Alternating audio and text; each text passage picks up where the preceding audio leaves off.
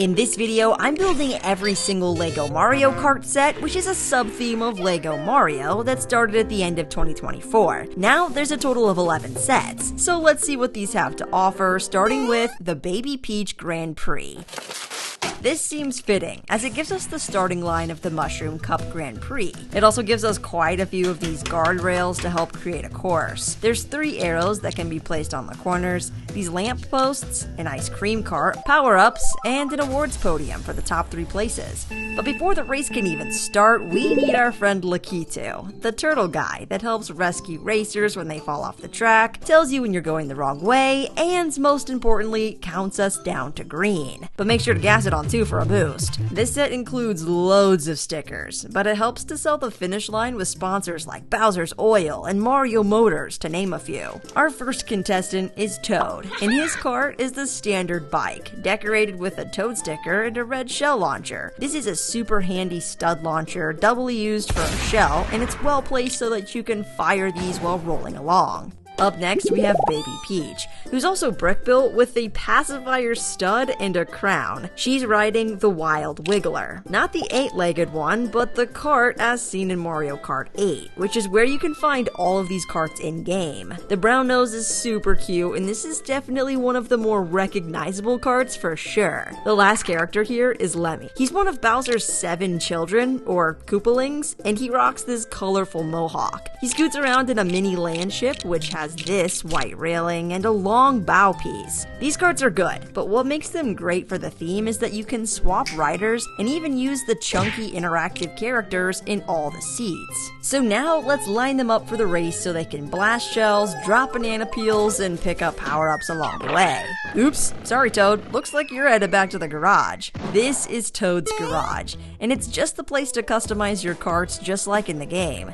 This set includes the super rare B-Dasher cart, which debuted in Mario Kart DS and returned in Mario Kart 7 and 8. It's a little faster, but doesn't have the best traction control, so let's bring it into the garage and see if we can fix that up by lifting the car with this lever and customizing our wheels with these ones right here. You can add these flames or an obnoxious horn, and of course fuel it up with the help of our 2 pit stop toads. Most of the carts have similar enough wheels, so you can do some customization and color swapping. And now that we have our garage and starting line, let's add some more carts. This is the standard Mario Kart, and while it was the first kart to ever be created in LEGO, it doesn't actually include a rider. It's me, Mario. But for $20, you get this pit stop Toad, the main Mario Kart, and the glider, which makes this a very attractive option, especially if you have interactive Mario already. If you don't though, you may want to get this new kart that includes interactive Mario. This thing alone comes in a $50 set, so getting it in this Mario Kart set isn't that bad. It also includes this incredible looking thwomp, some more guardrails, cones, a power-up, Bob here, and a few other items. I don't love that it's $55 because there are some really cool builds that will only come in this set. But worst of all, you don't get a kite. RIP. That makes this set rather controversial, and since the carts are otherwise the exact same, I'm gonna yeet the new one and just use the OG one with the glider. Now this is a set. Next up is a fan favorite that just came out. Over here, Shy Guy. Sorry guys, he's shy. But his cart is the Smokin' P-Wing, a very cool looking sports car decorated with Shy Guy's face and a purple windshield and these stickers for headlights. We also get this cool plane glider, which is my personal favorite to use, along with some shells and a banana peel. I love the build techniques on this cart and it came out so clean. What's great about Shy Guy is that he's built using some pretty simple parts, so you could easily color swap him to make your favorite Shy Guy color. Speaking of color swaps, this is Yoshi and his bike, except Yoshi's blue, probably so that he doesn't blend in with his green bike. Despite always choosing a bike in the game, I don't think this LEGO bike is nearly as cool as some of the carts that we're getting. There's a cool printed window piece for Yoshi's eyes, a printed nose, these egg tiles, and even these egg dishes that are actually meant to be the wheels, but they're only on one side. This is a tough shape to get right in LEGO, especially with these proportions that accommodate interactive characters like Mario himself. Every cart and bike had to be designed with this in mind, which makes them much larger and clunkier than they need to be in my opinion. Speaking of large, our next car is the DK Jumbo, which is modeled after a barrel commonly seen in Donkey Kong games. And there's some sticker decorations on the front and sides. The main gorilla here is of course DK himself, appropriately dressed for work with a tie. But that's the only tie for DK because he's going straight for first place. Now that we have 8 carts added to the starting line, we're just 4 carts away from having a full lobby. So let's get this double pack of baby racers that includes Baby Mario and his baby brother Luigi. Baby Mario is driving the Bitty Buggy, which is another unlockable vehicle in Mario Kart 8. Then we have this green Tri-Speeder, which is another unlockable in Mario Kart 8. In fact, you can even change up the entire game mode by switching to battle, except instead of trying to hit other players to pop their balloons, you shoot directly at the balloons instead, which could prevent the possibility of shooting your eye out. This is a fun little set, but I really like these other 2-in-1 kart packs, like Wario and King Boo, which is a $50 set that includes a big square ghost named King Boo. Next to him is the most amazing brick-built figure in the entire Mario theme. It's Wario. Not only does he have these crazy eyes, but this nose piece is wild. He also has the exact same hat mold as the Italian plumbers, but in yellow, which really makes me hopeful that the next character that we could see made into LEGO is Waluigi.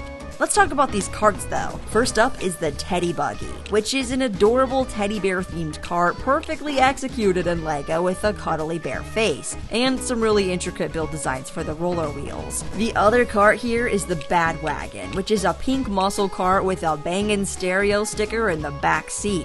It's one of the best designed carts in my opinion, and the most fun to put together with some really unique designs and this eye-catching pink colorway. The glider is the Wario wing, and this is only the second glider made from Bopet, which is biaxially oriented polyethylene tariff-tough-late. I was so close. Anyways, something to note is that all of these carts have a 2x2 hinge brick to attach a glider to, but so far, there's only been 3 gliders made. So let me know in the comments which gliders, carts, or even characters you think LEGO will make next. Definitely need a Waluigi and his cart. But in the meantime, we have another 2-in-1 pack, the Piranha Plant Power-Up Pursuit. Say that 5 times fast. This includes a little Koopa turtle figure and our first female Toad, Toadette, rocking her pigtail buns. This set gives us such an iconic duo of vehicles because this is the Tanuki cart and Cat Cruiser.